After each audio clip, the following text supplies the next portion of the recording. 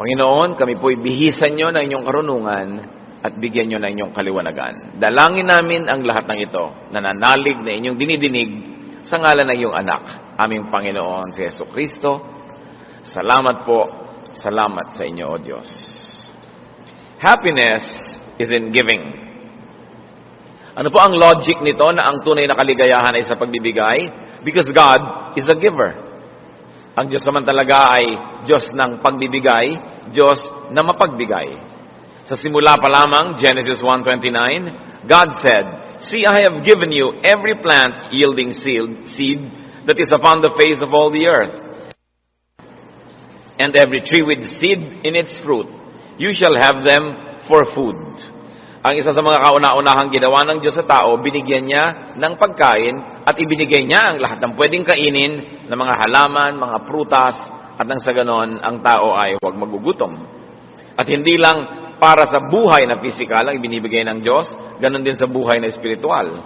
John 3:16, "For God so loved the world that He gave His only Son, so that everyone who believes in Him may not perish, but have eternal life."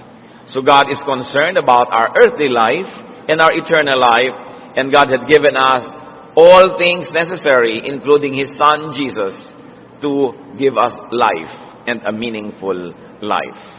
Ecclesiastes 6:2, "God gives wealth, possessions, and honor, so that they lack nothing of all that they desire." So ibinibigay ng Diyos hindi lang yung basic necessities, maging kayamanan, maging mga ari-arian, maging karangalan, napakataas na level ng need, ay ibinibigay pa rin ng Panginoon at sa Kanya nang gagaling. Matthew 7:11, "If you then who are evil know how to give good gifts to your children, how much more will your Father in heaven give good things to those who ask Him?" So the Father is known and is being taught by Scripture to be a giver of good things. Now that's the logic. Why is there happiness in giving? Because God is a giver and because man was made in God's image. Genesis 1:27, "So God created humankind in His image." So kung ang Diyos ay mapagbigay at likha sa Diyos ang pagbibigay at nilikha ng Diyos ang tao sa Kanyang wangis, sa Kanyang anyo, kung gano'n ang original na anyo ng tao ay mapagbigay. Mahilig at gustong magbigay. Man's primary nature is to give. Likas, natural sa tao ang nais niyang magbigay.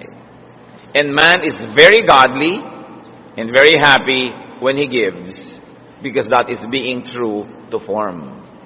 Isang kaligayahan, mga kapatid, na dapat nating ma-rediscover kung ito man ay nawala. Sapagkat napakarami ng pagliliko ng mga katwiran na nangyari sa pagdaan ng panahon na ang naging kaligayahan na ng tao ay tumanggap. At kaya tuloy napakarami niyang lungkot na nararanasan sapagkat napakarami niyang gustong tanggapin na hindi niya natatanggap. Samantalang kung madidiscover niya muli ang kaligayahan ng pagbibigay, mas may control siya sa kanyang kaligayahan.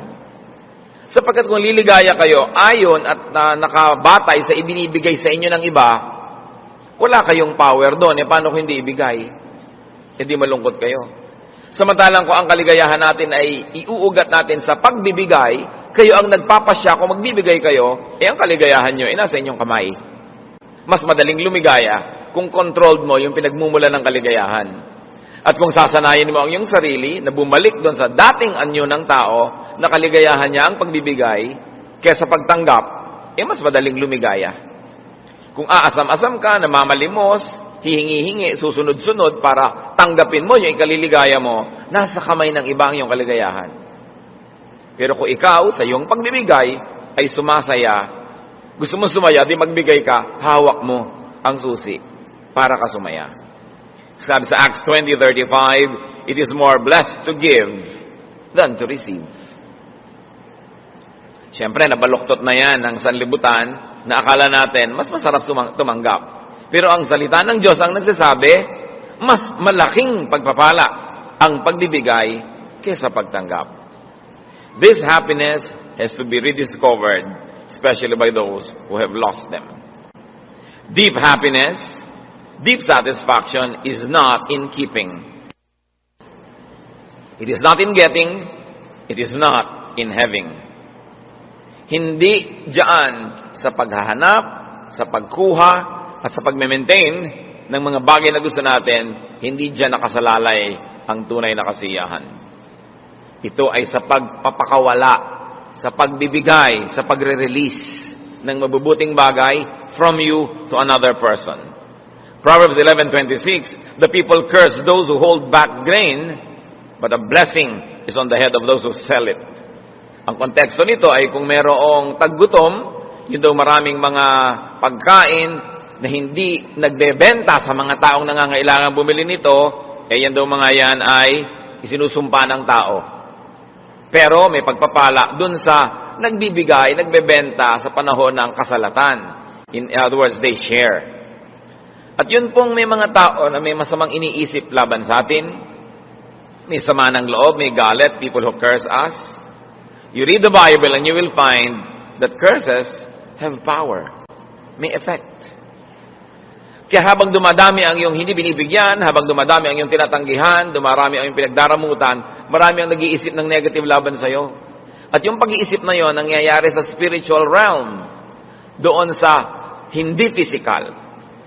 And because you also have a spirit, and these people have their own spirits, when their spirits curse your spirit, in the spiritual world, you get affected. Mahirap ipaliwanag, pero nangyayari. Napakahigit lalong mabuti that people wish us well rather than curse us, even in their private rooms, even in their own quiet lives, because there are many unexplainable things that happen in the spiritual world. That's why those who give, tumatanggap sila ng pasalamat, papuri ng iba, nadidinig man ang tenga nila o hindi, tumatalab din sa kanilang buhay yung ganong mga bagay. Deep happiness is in giving. Proverbs 11:25, a generous person will be enriched, and one who gives water will get water. So nakita po natin ang isang dahilan ng kaligayahan, sapagkat pag ikay mapagbigay, lalo kang papayamanin ng Diyos. Lalo kang nagbibigay, lalo ka namang bibigyan. At hindi lang Diyos ang nagbibigay sa iyo, marami rin sa mga taong binibigyan mo, susuklian ka rin ng kabutihan. Bihira naman yung ginawan mo na mabuti, masama pa ibinalik. So pag nagkaroon niya ng pagkakataon, hindi man ngayon, sa darating na panahon, susuklian din niya ang kabutihan mo. So yung pagbibigay, nagbibigay sa'yo ng kaligayahan, dun lang sa paglabas ng mabuting bagay mula sa iyong kamay, patungo sa iba, may ligaya na. Lalo na kung bumalik pa yon at sinuklian nila.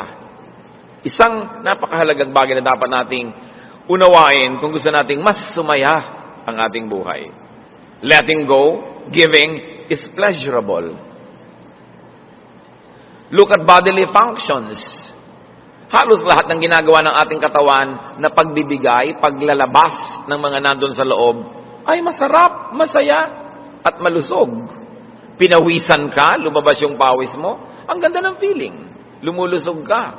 When you defecate, when you urinate, pleasurable. Subukan mong pigilin yan at huwag mong palabasin kung hindi nalason ka. And many people are actually being poisoned by keeping toxic things inside of them instead of giving it. At alam niyo mga kapatid, ang isa sa mga nakakalason pagka hindi mo ibinigay, kinimkim mo lang, sinarili, kahit pag-ibig. Mga pag-ibig na hindi maibulala, sabi nga nila, nagiging tagyawat. Mga pagmamahal na hindi mo ipinapahayag, pinipigil-pigil mo lang, nagkakasakit ka. Hindi ka mapakali, balisa ka, mahirap. Kaya dapat talaga yung ganitong mga bagay, ibinibigay. We are made poor by what we keep, made rich by what we give away. In stretching it, we are made sad by what we keep, and happy by what we give away. Yun ang likas ng tao. Kung napapansin niyo na may mga taong lalo nila ikaliligaya magmaramot, magsarili, mangamkam, at huwag magbigay, that is the distorted image of man. That is not the original image of man made after the very personality of God. At makikita natin na yung mga mararamot, nagkakaroon man ng kasiyahan sa pagdaramot nila, sa kanilang pangangamkam, pero hindi rin talaga tunay na maligaya. At sila'y sinusundan-sundan ng mga kakambal nilang problema, mga kakambal nilang pag-aalala, pag-iisip, pagkabalisa, dahil yung bagay na dapat ipinamimigay para maging bulaklak, iniingatan nila, nagiging sugat tuloy sa kanilang puso. Now, why does giving bring happiness? Because when we give, God is pleased. As we have already mentioned, God is a giver.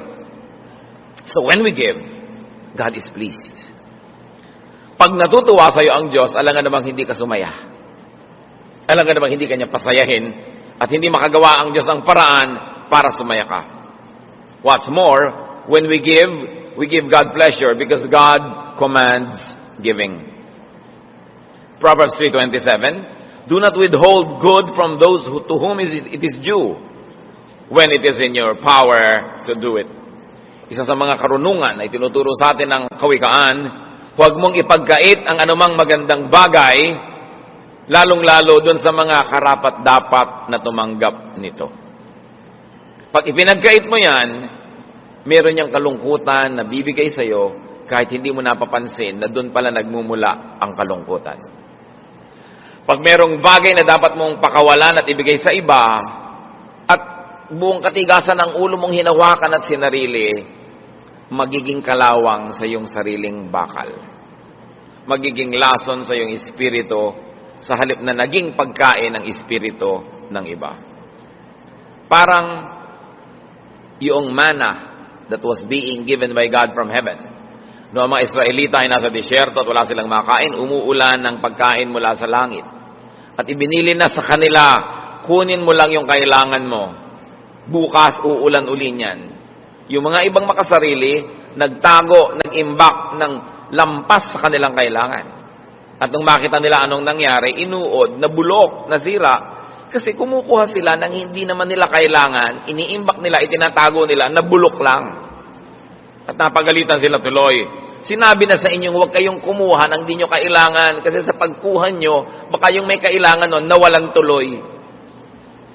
Ang dami-dami yung tuwalya sa cabinet nyo, ang dami-daming pamilya, iisa yung tuwalya, nagkakahawa-hawa na sila ng galis. Ang daming mga tao, walang kadamit-damit, tas ang dami mong ekstrang damit, di mo kailangan. Kahit hindi nyo nakikita, literally na nabubulok yon sa cabinet nyo, in the spiritual world, nabubulok yon at nilalason kayo, kasi hindi nyo kailangan, iniingatan nyo. Samantalang kailangan ng iba. So, ang napakaganda, yung pawalan mo yan, at nang may makinabang, at natutuwa ang Diyos pag ginagawa mo yon, papasayahin ka. At kung ikaw na ngayon ang may kailangan, alaga namang hindi ka bigyan ng Diyos, samantalang sumunod ka sa iniuutos niya, na ibigay mo yon sa iba. Pag ito'y muli nating naunawa, mas maraming kasiyahan na mararanasan ng tao. Because God's pleasure brings happiness to His people. When we give, the godly spirit of the giver is edified.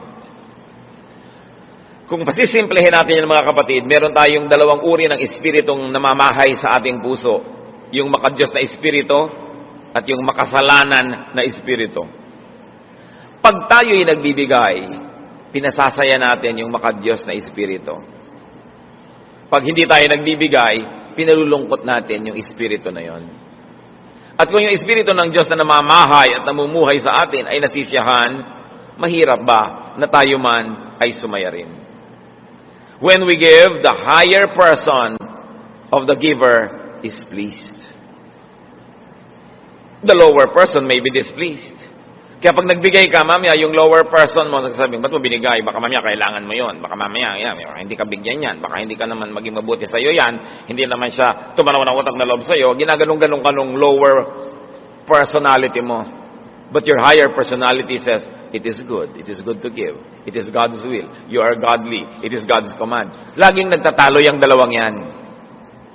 Kailangan ng pinapapanalo natin yung mas mataas na uri ng pagkatao natin. Yung mas malapit sa Diyos kaysa mas malapit sa lupa. Kaya ang sabi ng 2 Corinthians 9:7, God loves a cheerful giver. Hindi nagbibigay ka nga, nakasimangot ka, nagbibigay ka padabog. Baliwala yun. Ibinigay mo sa physical world, pero in the spiritual world, God counts it as not giving at all. Binigay mo pa. Wala rin yan kasi hindi mo naman ikinasiya. When we give, the nobility of the human spirit triumphs.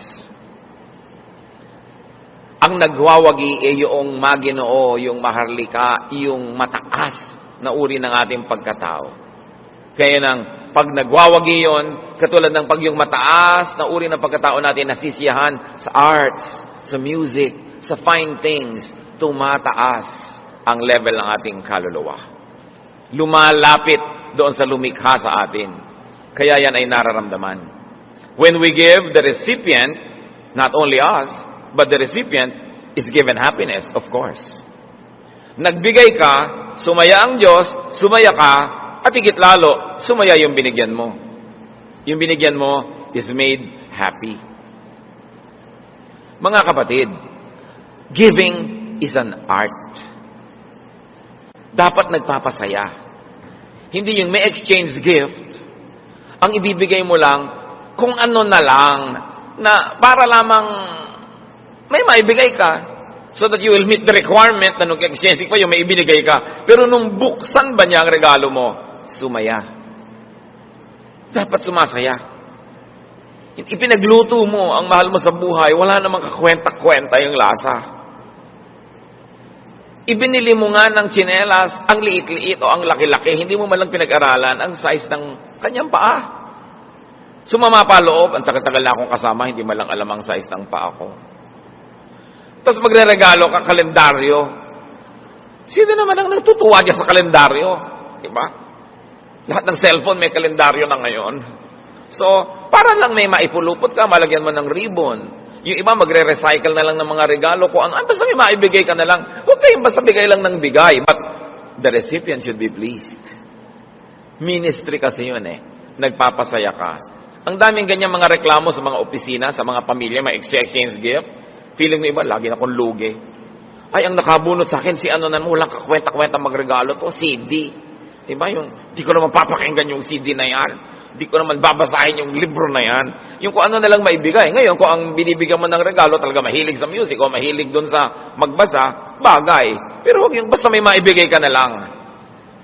Philippians 4:18, si Paul na tumanggap ng mga regalo mula sa kanyang tinuruan, sabi niya, I am fully satisfied now that I have received from Epaphroditus the gifts that you sent. Sabi niya, siyang-siya ako sa ipinadala nyo. Tuwang-tuwa ako. Huwag yung di lang may maiabot, kundi ikinasiya nung tumanggap.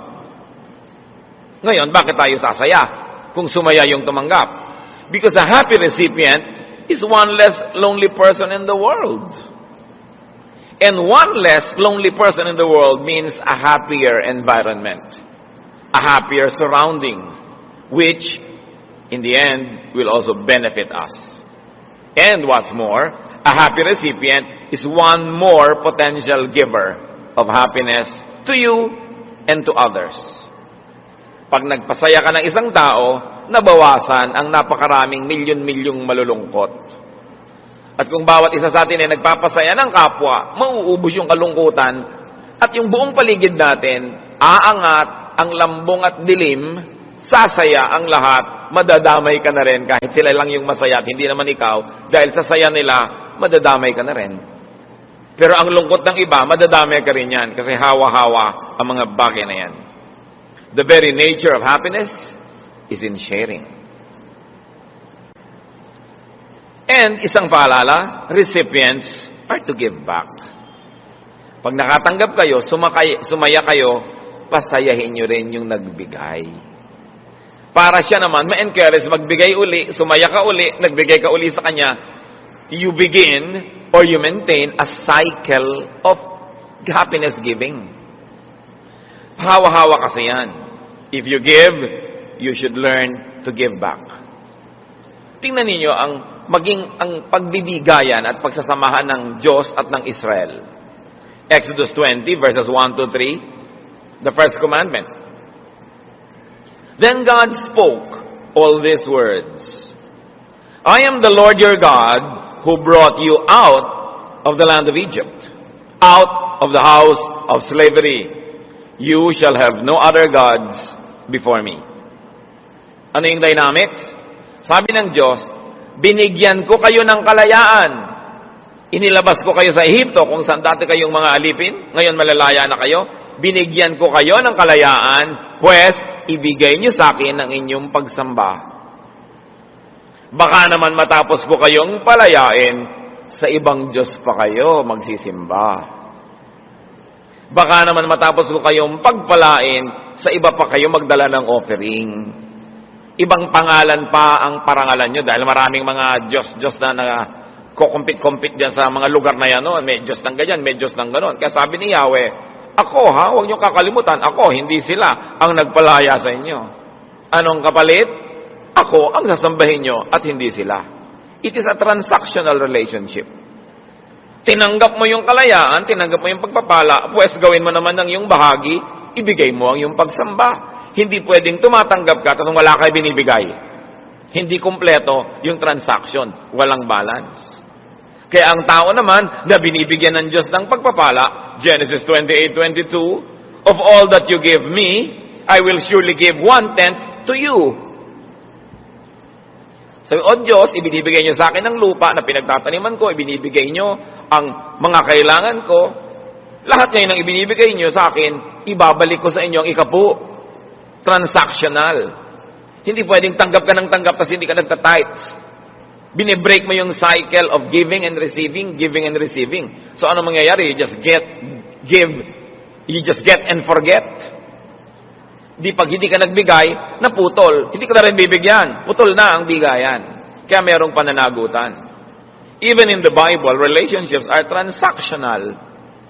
Lahat ng relasyon, mga kapatid, transactional. At huwag niyong masamain yung transactional relationship. Yun talaga. Magulang, inaalagaan mo ang iyong anak habang sila'y bata. What is the other side of that? Bata, pag tumanda ka, ang magulang mo, siya naman ang aalagaan mo. Transactional yan. Hindi mo yan dapat i-break. Tingnan nyo nangyayari sa Western culture, sa mga tinatawag na first world, na nagiging sobrang maunlad sa pera at nagiging very materialistic ang mga tao.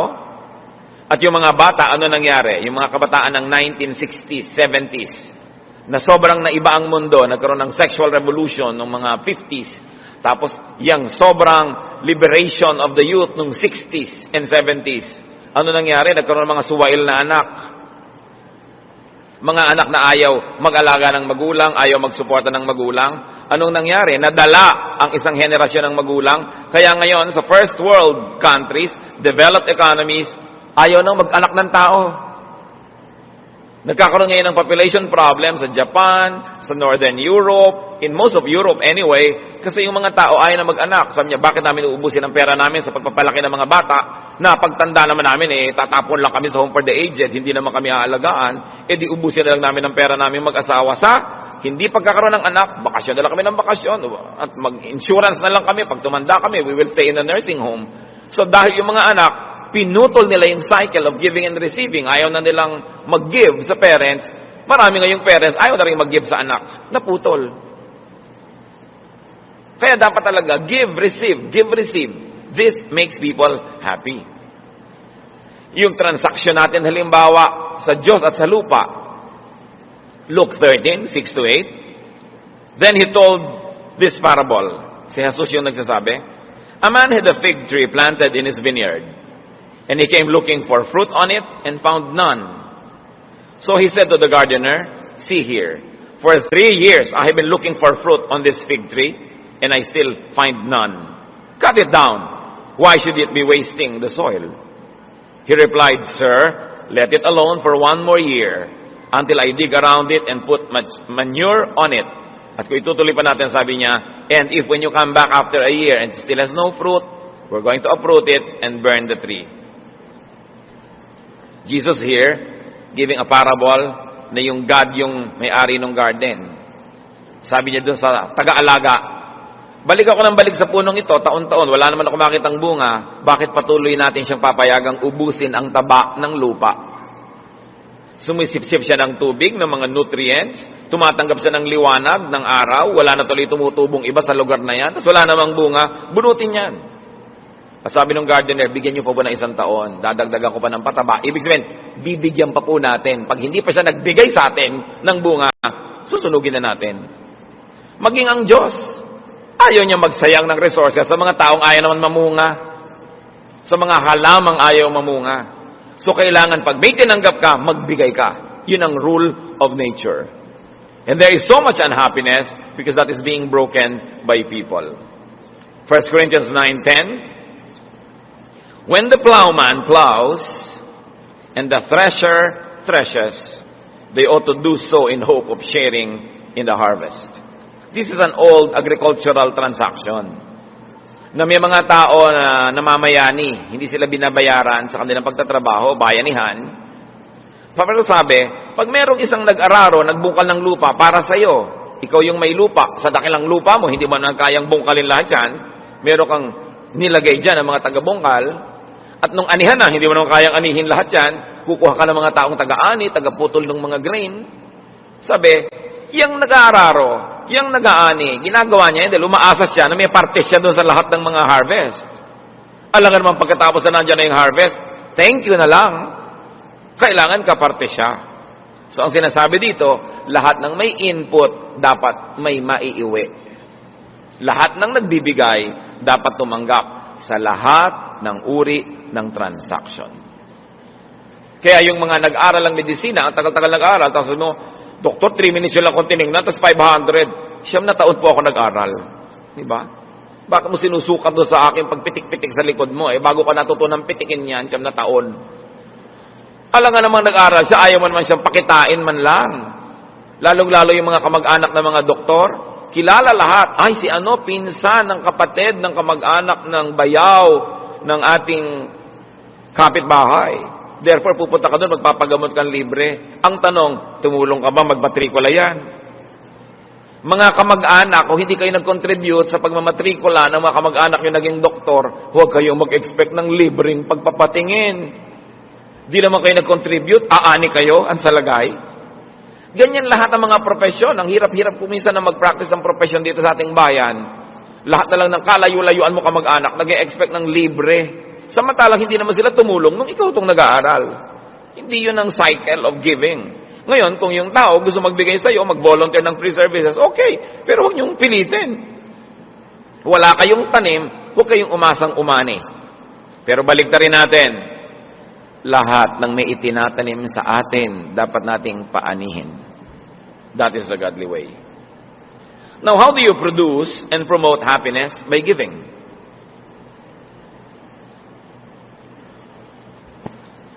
Give to those who deserve it.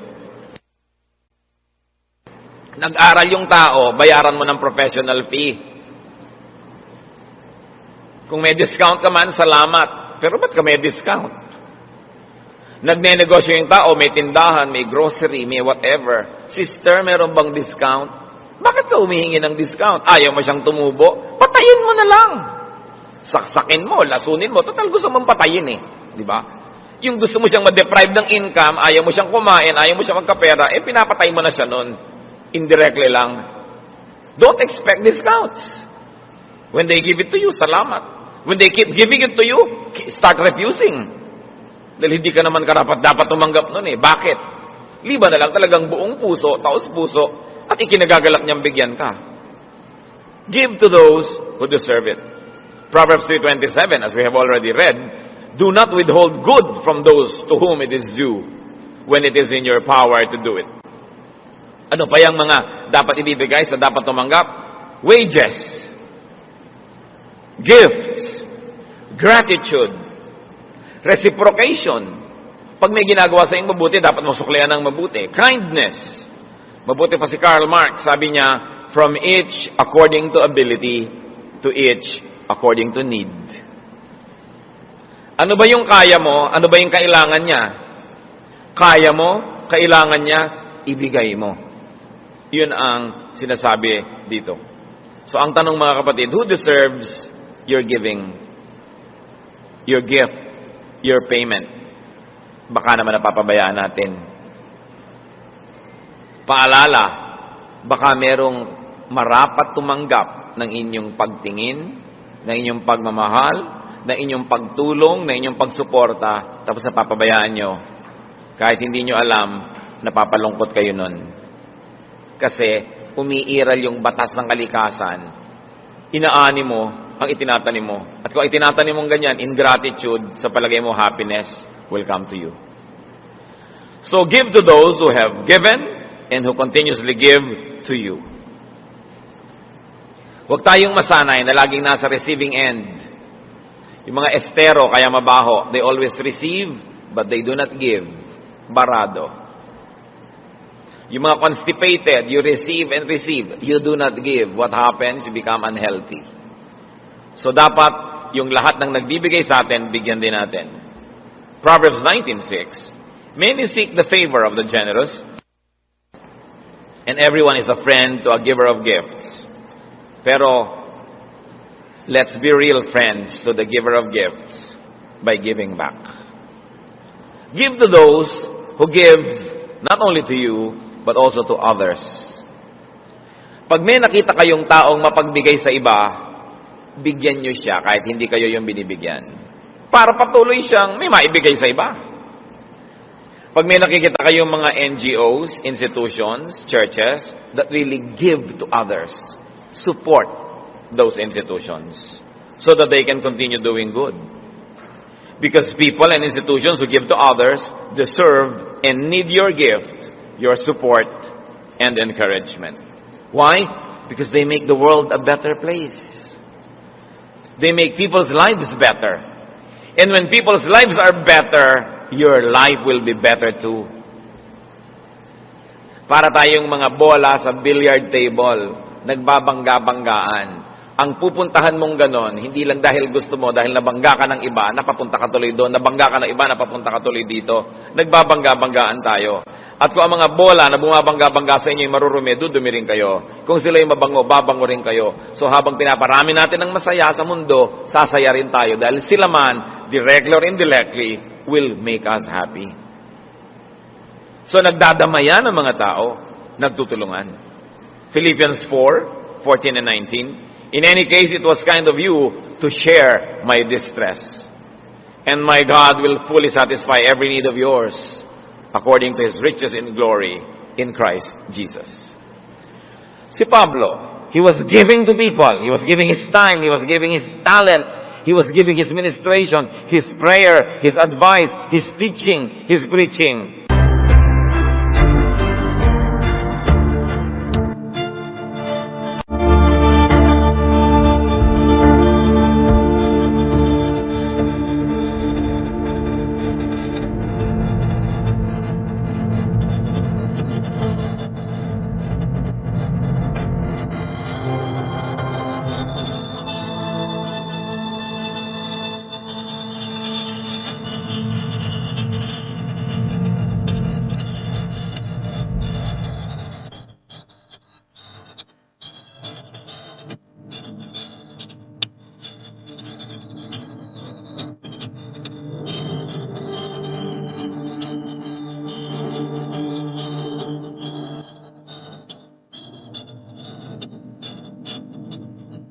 So the people who saw that kept supporting him.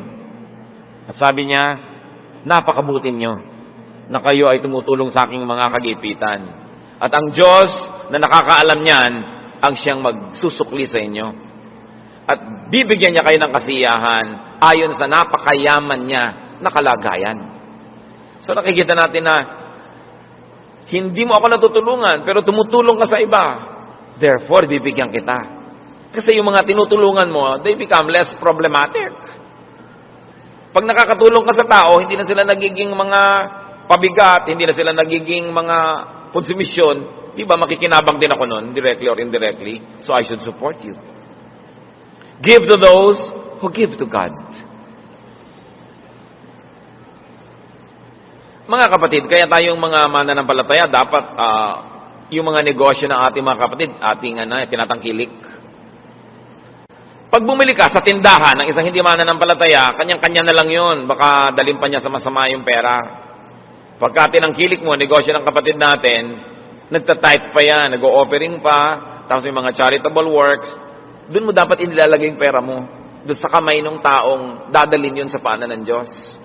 Kaya dapat kinikilala ninyo. Kaya nga tayo kumisa, nagte-trade fair, gumagawa tayo ng mga trade bazaars, tiyangge-tiyangge. Because I like you to know your brothers and sisters who are in business. So that when you need such services or goods, sa kanila kayo makipagnegosyo para yung inyong pera mapunta sa kanila kaysa sa iba. Sapagkat napakasabigyan ng pera ang Kristiyano dahil binibigyan niya ng kaluwalhatian ng Diyos, mabuti siya sa kanyang kapwa, kaysa ibigay niyo kung kani-kanino lang. To those who give to God and serve God, they deserve our gift, our support, our service, our ministration, our patronage. 1 Corinthians 9:14, the Lord commanded that those who proclaim the gospel should get their living by the gospel. Lalong-lalo yung mga naglilingkod sa Diyos, sinasabi sa Biblia, nagbibigay buhay sila sa mga tao, so sila naman dapat buhayin ng mga tao. So empower those who empower others. Give to those who serve God. It's a very, very beautiful concept. Now, we have said already, give to those who give to you. Give to those who give to others. Give to those who give to God. Now, give to those who do not even deserve it. Si Jesus yan, kaya siya unique. Pag nagturo si Jesus, laging may bagong twist eh. Dati, give to those who deserve. Dinagdagan niya, give to those who do not even deserve. Yun si Jesus. Matthew 5:41, and if anyone forces you to go 1 mile, go also the 2nd mile. Sabi ni Jesus, may nagpapasama sa inyo ng 1 mile, samahan niyo pa ng 2. May humihingi ng inyong jacket, ibigay niyo yung isa niyo pang suot dyan na balabal. Yan si Jesus, unique. Gusto natin magpaka-Kristiyano, talagang hindi ka lang nag-give to those who deserve, you give to those who do not even deserve. Proverbs 25:21, if your enemies are hungry, give them bread to eat. And if they are thirsty, give them water to drink. Yun ang pinagkaiba. Because when you give to those who do not deserve it, there will be one less lonely and needy person. And you have a very beautiful chance of having one more grateful person, therefore another potential giver. Reverse the cycle of selfishness. Nakita niyo sa handaan, halimbawa, magdadala kayo ng mga pagkain. Potluck. Na yung maraming maarting Kristiyano, ni ayaw sabihin yung luck, pot bless dapat. Kung pot bless ko, ikakaligayan nyo. No? Ang point, pagka nakita mo yung iba na talagang dadala, gaganahan kayo magdala. Pero pag nakita mo yung iba, kung minsan naman kami nag-potluck, ang konti nung dala ng iba, ang dami kong dala, nalugi yata ako, next time, alam ko na, kukontian ko rin yung dala ko. Ngayon, pagka hindi pa natatapos ang handaan, yung iba nagbabalot na ng iuwi, ikaw hindi nagbalot, lahat sila may uwi, ikaw wala, so next time, uunahan ko sila magbalot. Nakikita nyo yung cycle. Pag may mga taong nang encourage ng positive cycle by giving, the others give also. Pag may nagpasimula ng cycle of selfishness na hindi nagbigay, kumuha pa, yung iba, next time, yun din ang gagawin. Hanggang mamaya, naghahandaan kayo, paubos yung handa. Imbes parami ng parami. So mga kapatid, we are salt of the earth, light of the world. Dapat lagi nating i-reverse. Pag nakakita tayo ng karamutan sa ating family, ano ba naman yung mga family reunion na lang? Ako na lang lagi nagdadala. Huwag kayong manghinawa na magdala. Dahil may mga mabubuting loob din doon na may encourage. Next time, magdadala na rin sila. At huwag tayo yung nagtuturo sa iba na maging wais, na dahil ginawa mo yon, kumuha ka ng kumuha. Yung dating hindi kumukuha na rin. Kasi nahawa sa'yo. We can begin a cycle of goodness. We can break a cycle of badness if we like. Saan tayo maglilingkod? Natural, tayo mga anak ng Diyos, yung mabuti ang papairali natin. Christianity is giving. Non-giving, refusal to give, displeases God and grieves the Spirit. Ephesians 4:30, do not grieve the Holy Spirit of God. Napapalungkot pala natin ang Diyos. Pero ang maganda doon, pwede rin natin pasayahin. So, pasayahin na lang natin siya. Si David, nung humingi siya ng pagkain kay Nabal, siya ay tinanggihan. Samantalang dapat naman siyang bigyan. 1 Samuel 25:37-38. In the morning, when the wine had gone out of Nabal, his wife told him these things. And his heart died within him. He became like a stone. About 10 days later, the Lord struck Nabal, and he died. Itong mayaman na tao na ito dapat magbigay kay David at sa pangkat ni David ng pagkain dahil meron siyang piyesta at sa haba ng panahon, hindi naman sila minolestya, ginalaw, ninakawan ng grupo ni David who controlled the countryside. Humingi sa kanya ng pagkain dahil pista naman, hindi siya nagbigay. Binalak ni David na salakayin ang kanyang tahanan at patayin lahat ng lalaki doon. Pero napigil ni Abigail, yung asawa ni Nabal. Dahil si Abigail, nagbigay kay David, huwag mo na kaming patayin, bibigyan na lang kita. Sorry, ako may kasalanan yan. Ako dapat ang nagpabigay sa'yo kasi ako ang woman of the house. Inako nitong si Abigail ang kasalanan. So hindi natuloy na imassacre ni David yung buong sambahayan ni Nabal. Yung Nabal, lasing na lasing, hindi niya alam na he could have died that night. Nung hindi na siya lasing kinabukasan, nung sinabi ng kanyang asawa, alam mo, muntik na tayong patayin lahat dito. Kasi ikaw, hindi ka nagbigay kay David eh. Nung nalaman ni Nabal, ano nangyari? Na paralyzed siya, bigla. At matapos ang 10 araw, sabi ng Biblia, the Lord struck him. Pinatay siya bigla ng Diyos. No? Hindi kasi siya nagbigay, dapat siya nagbigay. Hindi man tayo napaparalyze physically, mga kapatid. Hindi man tayo namamatay physically. Pag hindi tayo nagbibigay sa dapat nating bigyan, God strikes us. And there's a certain part of us that gets paralyzed. There's a certain part of us that dies.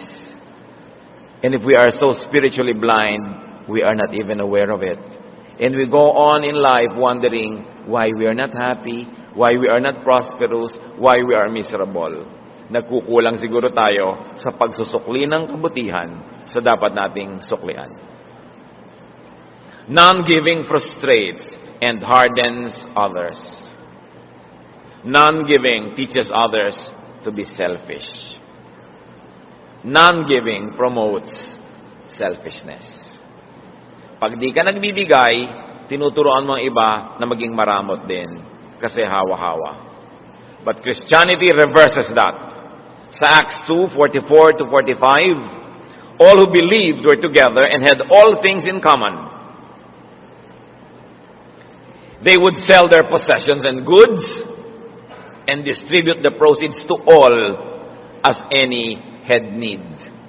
Akala nyo komunismo ang umimbento niyan, sosyalismo? No, mga Kristiyano. Pinagsama-sama nila ang mga ari-arian, yung mga mayayaman, nagbebenta pa ng mga lupa pag may nangangailangang kapatid.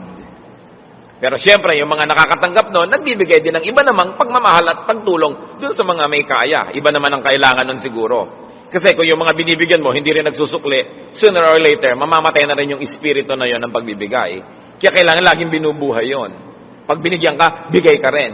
Para hindi siya mawala ng gana.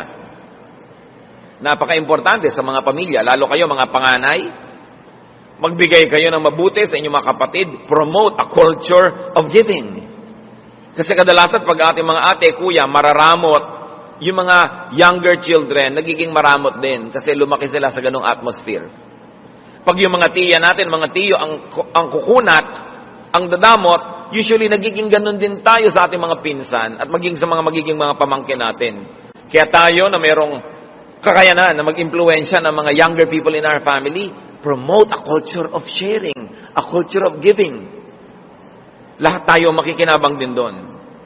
Many people seek happiness through receiving. That is the weak part of it because it is totally dependent on others.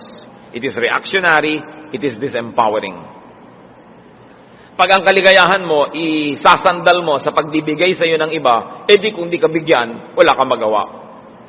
The more active and fruitful way to seek, to produce, and multiply happiness is by giving. Because giving is within your control. You have it in your hands. So much unhappiness, in fact, so much sadness is caused by our refusal to give.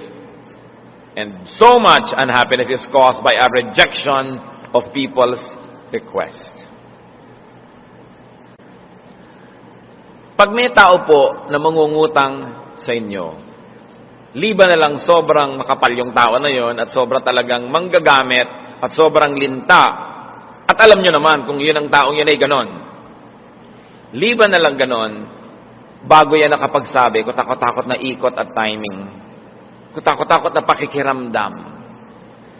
Pag ang tao ay uutang, hihingi, magsasabi, magpapaalam, ikot ng ikot, tatanungin, maganda ba ang mood? Kumain na ba? Puyat ba siya? Masaya ba? Hirap na hirap bago makapagsabi ang tao kung siya'y totoong tao. Mga kapatid, pag may nagsabi, may humihingi, may nagpapaalam, may nagsusumamo, merong ipinapakiusap, isipin nyo na lang, napakalaking pag-iipon ng lakas ng loob ang ginawa niya para lang magsabi sa inyo. Para nyo lang biglang biguin. So, ang sinasabi sa Bible, give to those who deserve when it is in your power to do so. Huwag kayong manghiya. Do not refuse people flatly just because you happen to hold power in your hand at the moment. Because you don't know, sa isang iglap, malipat sa kanya yung kapangyarihan at kayo naman tong kailangang mamalimos. Kayo yung kailangang humingi. Gusto kong bigyan ng diin, liban na lang ang taong ito, notorious talaga sa pagiging linta, na pwede nyo talaga i-refuse dahil sinipsip na ang dugo nyo sobra. Liban na lang ganon. Kung kaya nyo, mga kapatid, huwag kayong tumanggi. Mahirap yung nakakasugat tayo ng damdamin, nakakasakit tayo ng kalooban. At yung taong tunay na tao, yung taong may hiya, yung taong may paggalang din naman pagtingin sa sarili niya, sobrang pagpapakababa ang kailangan niyang gawin para siya manghingi. The least we can do as humans is to respect the basic dignity of the one asking and give when it is in your power to do so. Kasi pag tumanggi kayo, hindi nyo lang tinanggihan halimbawa na bigyan siya ng kung ano, may iba pang kahulugan yun. Babasahin niya yon na pagtanggi sa kanyang buong pagkatao. Hindi naman ma-isolate ng tao yun na ang tinanggihan lang niya yung request ko. Ang iisipin niya, hindi niya ako mahal. Wala siyang paggalang sa akin. Wala siyang pagtingin. Lalaki yung sama ng loob. At pag sumama ang loob sa'yo ng isang tao, lalo't ikaw yung may kasalanan, may talab sa'yo yun. May balik. Proverbs 11:17, those who are kind, reward themselves. Yung daw mabuti ang talagang binibigyan nila ng gantimpala, sarili din nila. Una, dahil sumaya sila sa pagbibigay. Pangalawa, yung binigyan nila, magbibigay din yun. At hindi man, sumaya naman yun, nabawasan ang malulungkot sa paligid, nakinabang ka rin. At sinasabi sa Galatians 6:7, you reap what you sow. Kung anong itinatanim mo, aanihin mo. So magtanim ka na lang na magtanim ng mabuti, magbigay ka ng magbigay ito yung kaya mo, kasi aanihin mo rin yun. Kung hindi naman, nauna ka na umani. Kung minsan naman, na-advance na yung blessing sa'yo, ano ba naman na magbigay ka? Ikaw na yung unang nakatanggap. Hosea 8:7, for they sow the wind, and they shall reap the whirlwind. Ang nagtatanim naman ng negative, higit iba yung negative things ang kanyang aanihin. At ulitin natin ang Proverbs 3:27, do not withhold good from those to whom it is due, when it is in your power to do so. Sa Nehemiah 13:14, pansinin niyo ang pagdarasal. Remember me, O my God, concerning this, and do not wipe out my good deeds that I have done for the house of my God and for His service. Hindi ito panunumbak. Pag may ginawa sa inyong mabuti ang isang tao at naungkat niya, dahil hindi naman kayo nagsusukli ng kabutihan, huwag niyong laging isipin na sumbat yon. Paalala lang yon. Kasi ang paalala ay gamot sa taong nakalilimot. Na ang transaction, pag binigyan kita, tinanggap mo yon, sumasang-ayon ka, nabibigyan mo rin ako sa abot ng iyong makakaya. Transaction talaga yan. Kaya ang sabi nitong propeta, Diyos, huwag niyong limutin lahat ng ginawa ko para sa inyong sambahayan at para sa inyong mamamayan. In other words, pakinggan niyong dilangin ko, ibigay niyo ang inihingi ko. Dahil sa inyo man ay nagbigay ako. At hindi yun minasama ng Diyos. Huwag sumasama ang loob niyo kung nauungkat ang mga kabutihang nagawa sa inyo.